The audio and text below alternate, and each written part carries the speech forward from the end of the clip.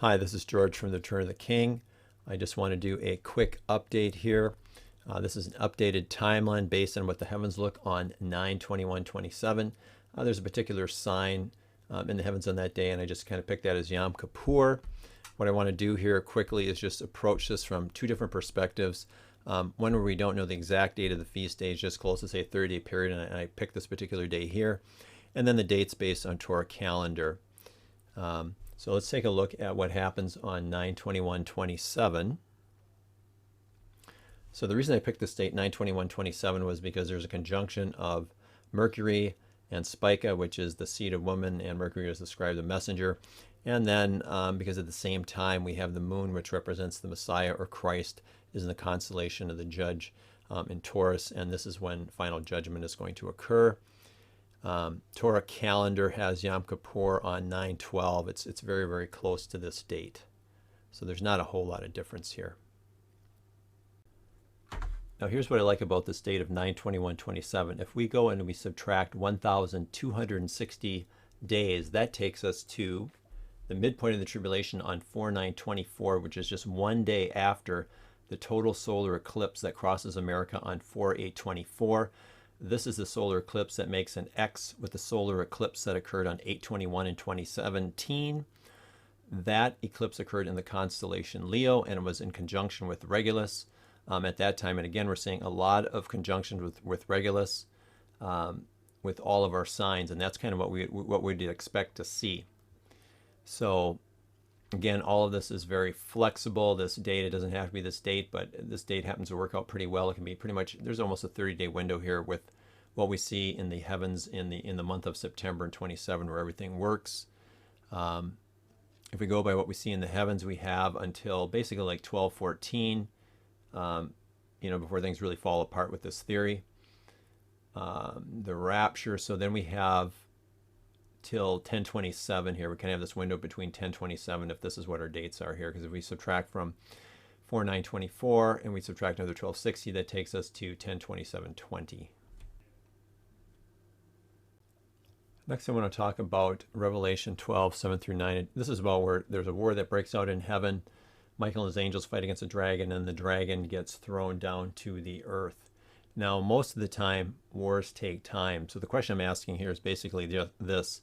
Did the war start on October 3rd? That was what I call the rapture sign. That was the conjunction of Venus and Regulus in the constellation Leo, or was it possibly on the Feast of Trumpets, which was back on September 18th, or on Yom Kippur, let's say on September 28th of this year? Basically the battle starts, and we don't see the result. They're battling, they're fighting away, and then when this battle is done, that's when they get thrown down, and that's when we get raptured out. And then again, this is from the book of Daniel. We know that it took 21 days from the time that Daniel prays to the time that the messenger arrives. It's 21 days. Again, because there was a battle going on in heaven. So we have reason to believe that this is a possibility. We also know from the book of Daniel that from the time a sign or message appears, the sign can be fulfilled in the exact same day. This passage is Daniel interpreting the handwriting on the wall. And that very night, the interpretation is fulfilled, and then we see that the king is killed. The king dies. This, again, is the sign that I believe is pointing to the rapture of the church. This occurred just recently in the morning of October 3rd, 2020. So the rapture can occur anytime now. After that, obviously, it's October 4th today. So we're past this date. Again, the war may have started on Yom Teruah, Feast of Trumpets here. It's actually, this isn't the Feast of Trumpets, but it's just the day of blowing of trumpets. If this is the Jubilee or Rosh Hashanah, is on the Day of Atonement, so it could have started here. Basically, when they come down, or when Satan comes down, that's when I believe that we go up. In a previous video, I talk about a dream I had in 2016 pointing to a Sukkot rapture. The rapture sign appeared on the first day of Sukkot, according to TorahCalendar.com.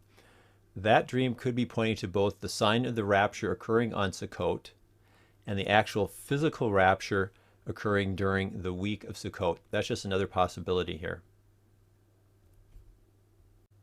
Here's what the timeline looks like based on Torah calendar, their dates.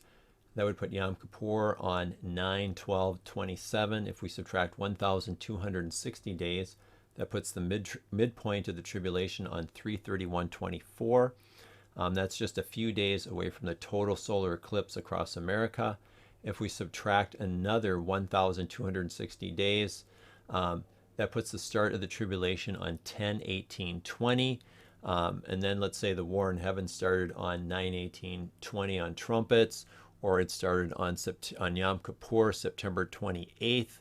That gives us a rapture window then from 10/3 to 10/18. If you look at our other scenario here, and that was with the Yom Kippur being, let's say, on the date of 9/21/27. Again, we subtract our 1,260 days. It puts the midpoint of the tribulation on 4/9, just a day away from the total solar eclipse across America. The rapture window then is basically the start of the tribulation would be on 10/27. So we have a little bit larger rapture window we have from basically from now, from the sign that was on 10/3/20 until 10/27 to the start of the tribulation. So the rapture has to occur sometime before then. Just want to come back to this slide from my previous video. When I first looked at this was the map that I drew. This was the course I was running the race, and then I got lost up in here. And then when I finally found a map, this is what it looked like, and it said, I was here, and there was this V shape that showed up here. So when I first looked at this, I noticed that we're at the top of the V, not down at the bottom of the V. So I took this to mean there had to be like one more vent, or maybe we're going into a valley. We're going to have one more downer, and then we're going to, get raptured after that. But we believe this is probably most likely the October 3rd, the rapture sign, the event, the conjunction between Venus and the star Regulus that we just saw one day ago. And we're past this now, so we're kind of in the home stretch is what I'm hoping here. And this angle, again, it also matches the Christ angle, which points us back to September 20th, 2017. And at the exact same time the Christ angle is appearing, you have this conjunction between Venus and Regulus, which is identical to the conjunction that just occurred on October 3rd. And typically every element of a dream that I have, or when you have dreams, you don't remember a lot of it, you just remember certain things. So the one thing that really I was thinking about, why was I running with this particular person? His name is Steve. I work with him, and not, someone else. Why was it this particular person? And, I was thinking about this week, and here's the reason why. Both of us are really big into aviation. I fly RC aircraft. He's a pilot. He owns his own plane. We're both believers. What we like to do is we like to go to the Oshkosh Air Show. It's out in Wisconsin. It's about a 300-mile drive for us. We go out there, and then we go to all the things. We spend about 3 or 4 days there. And so the whole obvious reason that he was chosen is because we're going to meet Jesus. We're going to meet Jesus in the air. And that's why it was Steve who was chosen here, and not someone else. I did a video about a dream I had several weeks ago about my sailplane just heading up and up and up and never coming back to Earth. So I believe we're really in the home stretch now, hopefully in the next 2 or 3 weeks.